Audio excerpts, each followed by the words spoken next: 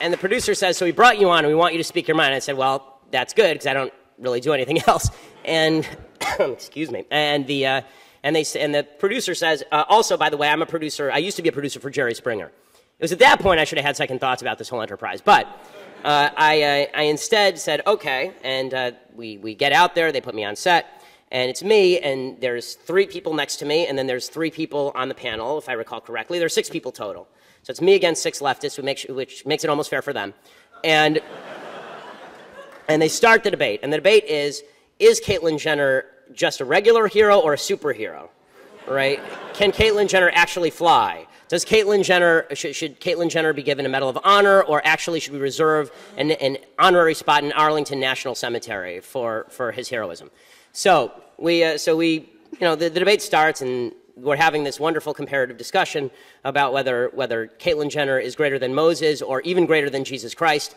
And finally they come to me, and I say, I don't understand what Caitlyn Jenner is doing that's heroic. And I neglected to mention one part of the story. The person they'd sat next to me, because Jerry Springer producer, the person they'd sat next to me was a transgender woman named Zoe Tur, who used to be Bob Tur, who outweighed me by about 30 pounds and had a voice at least an octave lower than mine. So we're having this discussion, and I say, I don't understand what's so heroic about what Caitlyn Jenner has done. And he says, you don't know anything about genetics, little boy.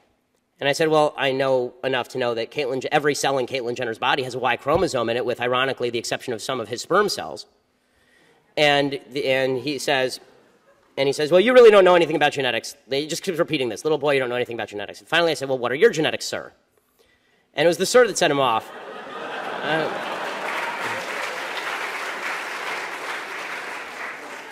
And so this is live on national television. He reaches over and he grabs me by the back of the neck. On national TV. You can go online, you can see the tape. It's interesting. It was more interesting when you were part of it, let me tell you. He reaches over and grabs me by the back of the neck, and he says, if you don't cut that out, you're going home in an ambulance. And I thought to myself, first of all, you don't go home in an ambulance.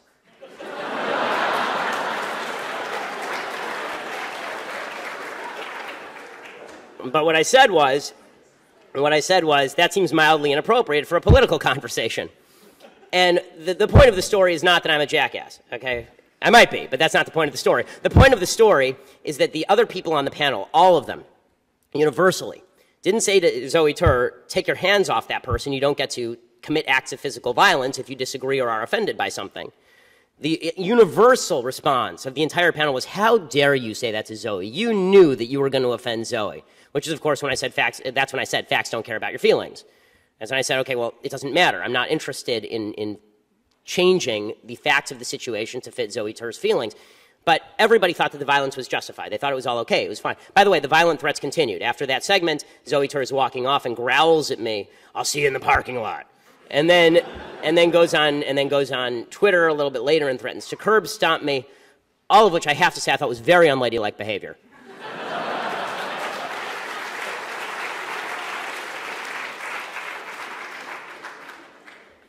But the idea here is that I had microaggressed, and therefore I was to be met with macroaggressions. It was so terrible. Whatever I'd said, the word, like, I was brought up to believe that you say sir to men and you say ma'am to women, and he was a biological man, so I was going to call him sir. But that was a microaggression, and therefore I deserved to be met with violence. And this is the dangerous part about the microaggression philosophy. At University of Missouri, when they had the big hubbub last year, the police department actually asked students to report hurtful words. They said, if somebody says something hurtful, call up the PD. This is called fascism, gang. That's totalitarianism. And this reaches ridiculous proportions. I mean, at Brandeis University, they had a situation a couple of years ago where the Brandeis Asian American Students Association, they put out an installation in the public square to bring attention to microaggressions. It was a wall with all sorts of microaggression phrases, and somebody reported them. They had to take it down because it was a microaggression. So once you rid the world of all the trigger warnings and the microaggressions, of course, then you finally have your magical safe space. And again, the implication is clear. If you are subjected to language that offends you, you are now unsafe. In which case, I spend my entire life in an unsafe area, even though, aside from Zoe Tur, I haven't been physically accosted in a long time. You require the protection with men with guns. If people disagree with you, you require segregated areas. At University of Missouri, the black students actually dictated that none of the leftist white students be allowed to protest next to them because it violated their segregated safe space, to which the KKK said, awesome, separate and also equal, fantastic. Safe spaces are safe in the way that the Matrix is safe. It's wonderful and it's happy until you realize it's all fake, and society doesn't actually operate by these idiotic rules, and that these ridiculous, stupid rules actually make you into a person who does nasty things. Take, for example, someone that I'm sure some of you know, a girl named Geraldine Luther. The girl who was caught on video shrieking like an insane nut job at Nicholas Christakis. As you all know, and I'm lecturing to the people on tape now, you all go to the schools, so you know, of course, the controversy began because Christakis and his wife Erica, who serve as heads of the residential college Silliman, weren't willing to go along with the PC regime. Before Halloween, the Intercultural Affairs Council, which sounds like a useless bunch if I've ever heard of one, sent an email to students telling them not to wear costumes that would threaten our sense of community. Threaten our sense of community. Because as we all know, the Holocaust started because of costuming mistakes.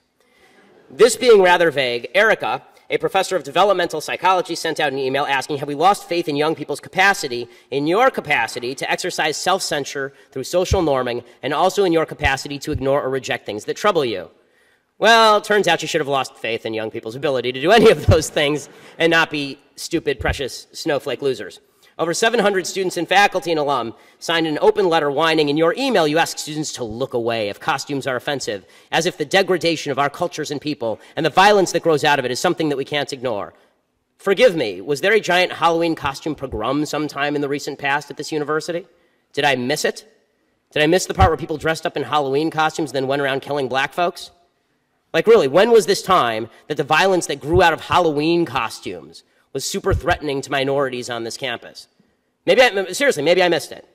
So Nicholas went outside and he encountered 100 students in the residential college quad, and the intrepid social justice warrior Luther confronted him, and there she screams at him and told him it was his job to create a place of comfort for students as though she was a small child needing a nap.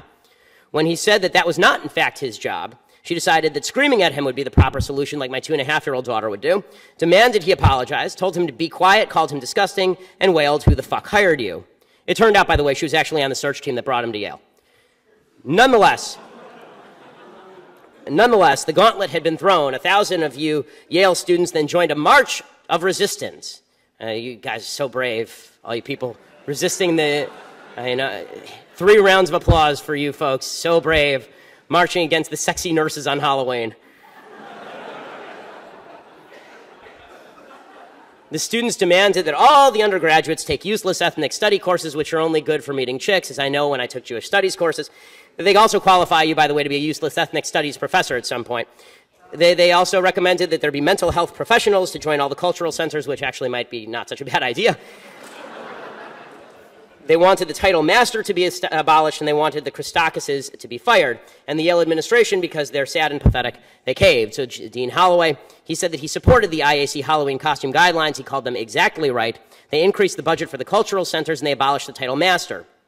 Of course, the word master comes from the Latin word magister, which means chief, head, director, or teacher, and in academic settings has always meant expertise in a subject, which is why some of you, I'm sure, here are earning master's degrees.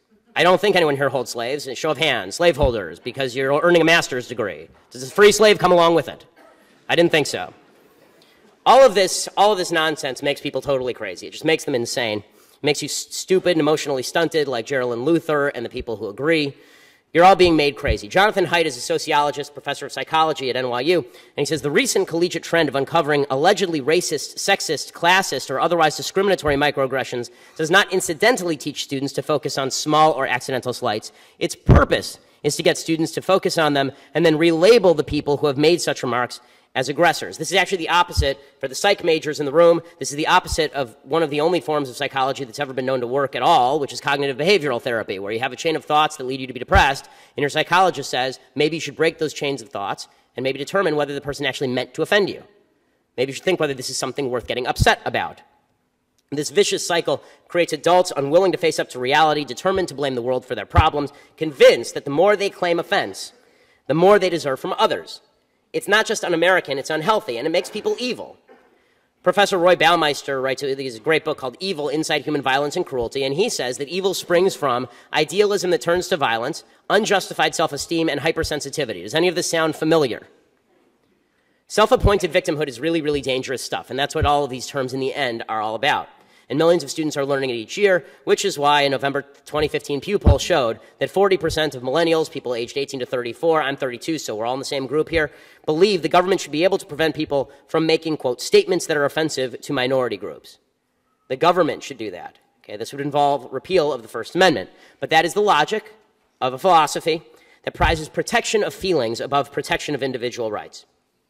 America is the greatest experiment in the history of planet Earth with the best value system.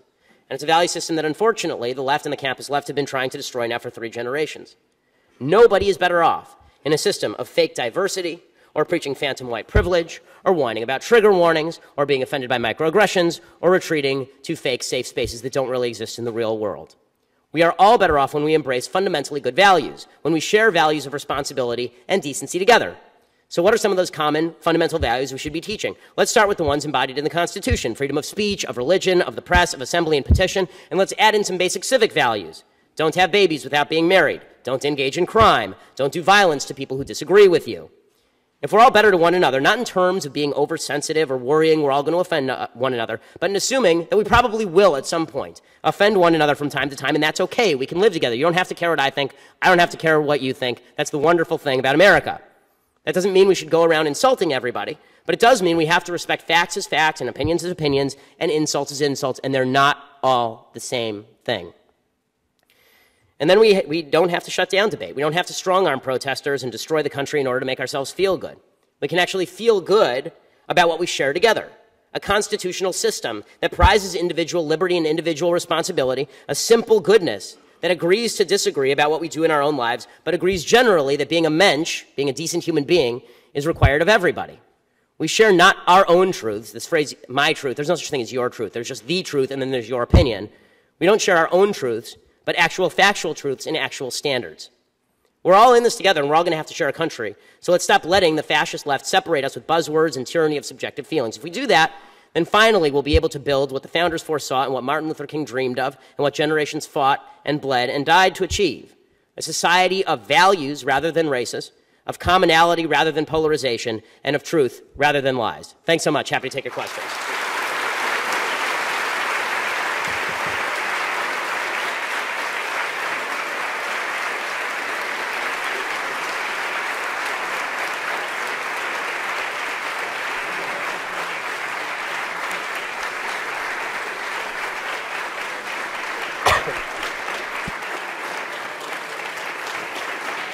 Thank you.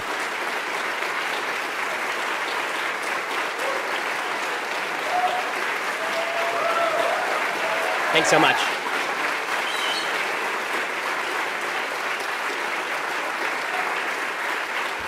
All righty. Well, thank you. I appreciate it. All right, we're gonna let's take some questions, and my only rule, you guys will handle the questioning, but my rule is if you're left, you get to go first, because it's more interesting and more fun. Do you dare? That's it. Hi. Hey, how's it going? Is this on? Okay. Why are you doing this? Is it for fame? I don't understand. This being... I'm asking, why do you give these lectures and say these things? Is it because it's going to make you more famous? No, if I wanted to be more famous, then I'd write a TV show and take off my pants. I mean, no, the purpose of giving these lectures is to speak basic truths to generally crowds of people who either disagree with those basic truths. I encourage more leftists to come to my lectures, and also to arm people who believe in truth with facts that they can use to combat lies. That's the purpose of the lectures. Also, I get paid.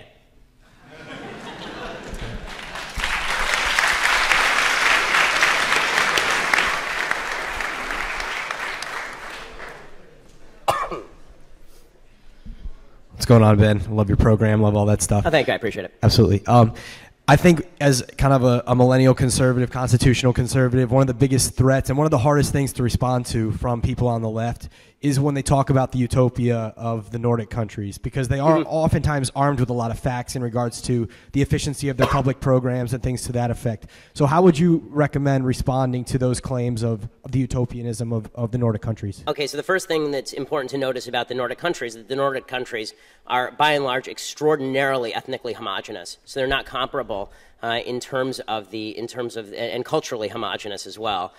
So Vermont looks a lot like Norway. Right? Bernie Sanders' philosophy works in Vermont and it works in Norway, but it only works for a temporary period of time because Vermont doesn't have its own defense budget, and really neither does Norway, right? We've been paying for the Nordic countries' defense budgets for a long time. Also, it's worthwhile noting that the taxes in these countries are extraordinarily high, and the countries are going bankrupt anyway. So for about a 15-year period, 20-year period, the Nordic countries have been experiencing extraordinarily slow growth, which has led them to actually elect more right-wing governments on economics and deregulate their economies, because it turns out people don't like paying twice the amount that it costs for a normal car. Right? The income tax rate in places like Denmark for middle-class people, not for upper-class people, for middle-class people is like 60%. So, it's easy for students to say 60% sounds good, but you all go to Yale, which means that eventually you'll have a job that pays you enough that you'll be paying a high percentage of your income in taxes, and it ain't that much fun.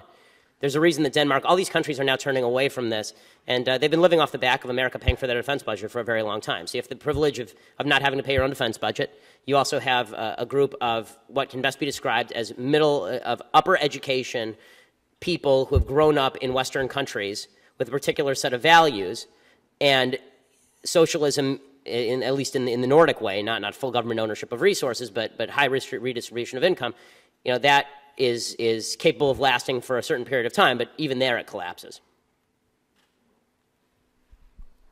Hi, Ben. Howdy. So unconscious bias is a concept well documented in psychological studies, which is basically that people associate negative things with people of color and positive things with whites. So if that is true, given that that is true, how does white privilege not exist? Okay, so you're asking about unconscious bias. I apologize because it's kind of echoey, but the question was, if there is unconscious bias, just to repeat it so I'm making sure I get it right, if there is unconscious bias, how does white privilege not exist? The question is, given that there is unconscious bias, how does white privilege not exist? So number one, so when I speak about white privilege, yes, so when I speak about white privilege, I'm speaking specifically about behavior. Okay, there have been no studies, and really I've looked at these studies, the connection between what they call implicit bias, this is their favorite phrase now, implicit bias, unconscious bias, and biased behavior has yet to be proven at any level that is even remotely necessary to be used in, for example, a courtroom, which is why it's never been used in a courtroom. It is also true that there is no way, there really isn't, there's been no proven way to alleviate what they call unconscious bias, which means that we're ghost hunting. So what I would suggest is that if there is unconscious bias, and I'll acknowledge the possibility or the reality of unconscious bias, if there is, then I need you to I don't care about what's in people's heads so much as what they do. So if you point me to a racist behavior, don't worry, I'll let you respond. If you point me to a racist behavior, I'm happy to stand alongside you and protest it. What I can't do is protest about things in people's head that I don't know about because I'm not a mind reader. Okay, so that's a really interesting response, and to that I have two questions. Firstly, what I've heard you say that this is something that, the way people think doesn't affect their behavior. So that's the first thing you've said. So I'm really curious if you can kind of give me another example of a thought that somebody has which doesn't affect their behavior. Like, do people who, support Trump not vote for him? Like, I'm very curious about that. Yes. And secondly, so the second thing that I want to ask is that if it's something it's hard to fix, does it mean we shouldn't do anything about it? Because you said, I don't know if we can change how people think. Does that mean we shouldn't try? I mean, first of all, not a great impression. But beyond that, my voice isn't that low. But beyond that, as far as the first question, which is, do people have thoughts that don't manifest in behavior? Yes, all the time. For instance? For instance, every thought that you have about walking up here and strangling me right now. I assume like we have thoughts all the time that don't manifest in behavior, and this is true every single day. We consider thoughts that cross our minds. And the problem with unconscious bias is the idea is you don't even know that you're having the thought, right? So how can you stop it if you don't even know that you're having it? But then we should be able to gauge the unconscious bias and its impact on behavior. That's why it's unconscious bias as opposed to conscious bias. Right? The idea behind unconscious bias is that it's not even a ghost, it's a ghost of a ghost, because you don't even know you're having the thought. So people, the whole idea behind diversity training is the idea that you can retrain people to stop their chain of thought in order so that it doesn't manifest in behavior. I don't think that every thought manifests in behavior. If it did, then every time a man saw a good-looking woman walk down the street, a straight man saw a good-looking woman down the street, we'd have a real mess on our hands. So the second question, the idea was a little too broad for me to respond to, which is, just because something is tough, don't we have to face up to it? Yes, we have to face up to tough things all the time. And one of the tough things I would suggest that we face up to is that you have a lot more control over your own behavior and the decisions you make than the supposedly widespread unconscious bias of people you've never met.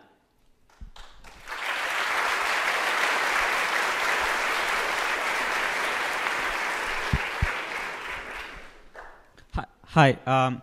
So you spoke a bit about the the boost and the negation of the SAT scores that black applicants may receive with comparison to Asian people or in comparison to white people. Yeah, I spoke about the Princeton study, correct. And you also spoke about like how there is not an equality of outcome in this nation. So with regard to this... No, there is inequality of outcome. Yeah. There's no inequality of opportunity, yes. Yes. In the sense that there's no government obstacles. They're inequality, just to clarify before you finish the question, I promise, I'll let you finish. When I say there's no inequalities of opportunity, I obviously don't mean that we are all equally situated. I will never be an NBA basketball player. It's never going to happen. Although I could probably make the Lakers roster. They're that bad. But go ahead. Given that you contend that there is an equality of opportunity in this nation, do you think it is right for the government to pursue, or like for federal cases to say that in some cases policies like affirmative action targeting certain ethnic groups are correct, and doing this, does it acknowledge white privilege, or do we should just leave this sort of policies totally out even though there is inequality of outcome? No. So my answer about affirmative action and government policies that are meant to rectify these inequalities of outcome, no, I'm very much opposed to those. If you have two people who have equal SAT scores, and one of them happens to have had a bad childhood with obstacles to overcome, and one happens to have grown up in a very rich household, then that's an actual factor that has to be taken into account. But if somebody gets an SAT score that's 200 points below somebody else, and the only differentiating factor is their race, that's racism. I mean, I remember a few years back, there was a story in the Wall Street Journal about an Asian kid who got like a 1510 on his SATs when it was out of 1600, and he grew up extremely poor, single mother, it was a rough neighborhood, so he had to study in his closet for fear of gunshots and all this stuff, and he applied to Yale, didn't get in, and he didn't get in because he was Asian. If he'd been black, he would have gotten in. I mean, that sort of stuff is just racism pure and simple. I don't understand why Colin Powell's kid is not worse off than that Asian kid was. And we're all differently situated, so let's look at each other as individuals. There's some black people who have it really bad in this country. There's some black people who have it really great in this country. There are a lot of white people who have it really bad in this country. There are more white people on food stamps than black people, by a large margin. There are more white people on welfare than black people by a large margin, which is not to suggest that black people are not on average poorer than white people, because they are.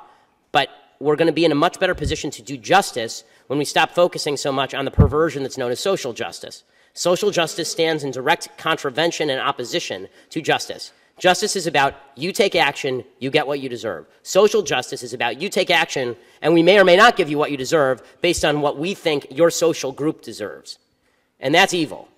That really is. I mean, the idea that we're going to not judge the individual, we're instead going to judge what is most apropos for society based on the group to which you belong, and in some cases to which we arbitrarily place you, that's actually evil. The social justice is another word for redistribution of outcome and unfairness. Justice is a word that doesn't need a modifier. Like the word good doesn't need a modifier. Justice doesn't need a modifier. You add social to it, you're detracting from the original word. Good evening, Mr. Shapiro. Thank you for coming down. On basically the same topic, then how do you address the differences in, like, for instance, the educational system between inner city schools, which usually have worse infrastructure, many times have lack qualified teachers or lack teachers, period, versus schools in affluent neighborhoods? How do you try to get justice to the students living in inner cities versus those living in affluent neighborhoods? Right. So I mean, the answer to me is more individual freedom, not less. One of the great problems is that people think government action is what rectifies these situations. It doesn't matter how much money you dump into inner city public schools if, number one, you don't have any sort of community or family structure that supports education. And this isn't just true of black communities. It's true. There's J.D. Vance's Hillbilly Elegy is a really worthwhile book. You should read it. It's all about a kind of downtrodden white communities in Ohio, and they have some similar problems to a lot of inner city black communities. The solution here is twofold. One, give parents more choice in where they send their kids to school, and two, a reversion to an actual belief in parental responsibility, because the truth is that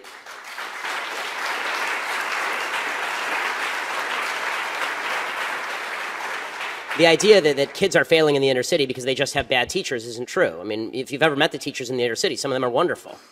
Right? They're really doing the best they can, I think.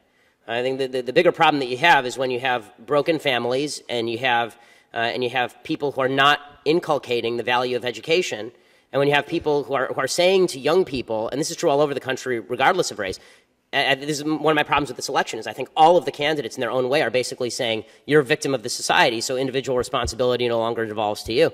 If you actually have parents saying to their own kids, okay, I expect you to do well. I expect you to get an education. It's not a suggestion, it's an expectation that you're going to work hard. Then there really is, that's the only way that this is ever going to get solved. Parents are I have my own kids. I'm the one, in the end, even if there are no, I'm not going to send my kid to public school. I'm going to send my kid to private schools because the public schools in my area are a failure. LAUSD spends about $10,000 per student per year, and it's the worst school district in America. I'm going to send my kids to private school, but even if there were no private schools available, my job is educating my kids, just like my job is feeding my kids. My job is to take care of my kids. If I do nothing else in my life, taking care of my kids is my sole responsibility, and people who fail to recognize this...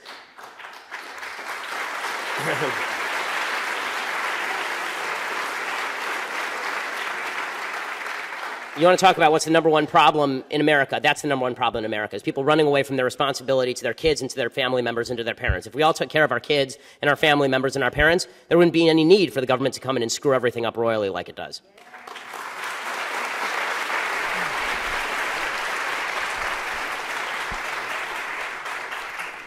Hi, Ben. I'm not a Yale student, but I'm down here because I was interested in the presentation.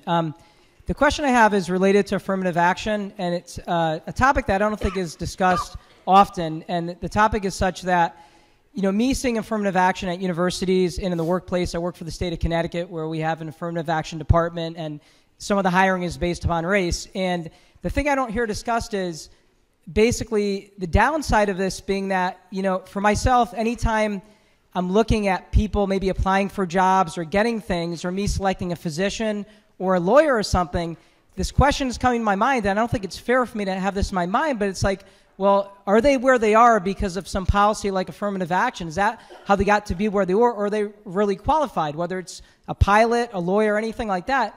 And this is the thing I think a lot of people have in their minds, is they're not sure nowadays if people are getting where they are because they got some, you know, privilege because of their race, or they really worked for it. And you know, that's something in the back of my mind and other people I talk to, and I wanted your opinion on that. Well, I mean, I think obviously that's true. I mean, if there are programs that benefit a particular group of people at the expense of another group of people, people are going to wonder whether the beneficiary group got there through merit or whether they got through because of a specific program. I mean, that's just normal human response. You know, does that mean that the person actually got there not because of merit? Of course not, and that's not what you're saying. But that question is an open question. I mean, obviously, if you know that some people in a particular group got 5 points extra on a test, you don't know which of those people got 5 points extra on the test. I'll also say that affirmative action, which I'm against all the way across the board, it becomes particularly counterproductive in the realm of public sector contracts. When you're talking about the government hiring people with lower standards because of their race, I don't care what the race is of the fireman who saves me. I just care that he's able to carry my fat rear out the back door. And you know, I think that the government shouldn't be in the business of trying to rectify all of history's injustices. The government should be in the business of trying to find the best people for the job, since I'm a taxpayer and I pay those people's salary. Thank you. One thing that you didn't talk that much about was multiculturalism. So I saw a wonderful video that you did on radical Islam, and I'm curious how we address when different cultures might actually have radically different values. How do we start to have that conversation? Well, I mean, the first thing you have to do is be honest about that. I mean, this idea, and it's promulgated by right, left, and center, that everybody down deep has the same values. I mean, it's in the Declaration of Independence, the idea that these truths are self-evident. And sorry to break it to everybody, the truths are not self-evident. If they were self-evident, then everybody would have them. Right? If they were self-evident, every country would have a Declaration of Independence. They're an outgrowth of a specific Judeo-Christian culture that grew into an Enlightenment, which grew into the Declaration of Independence. The idea that everyone around the world wants the same thing is actually significantly disrespectful to people from different cultures who have different priorities.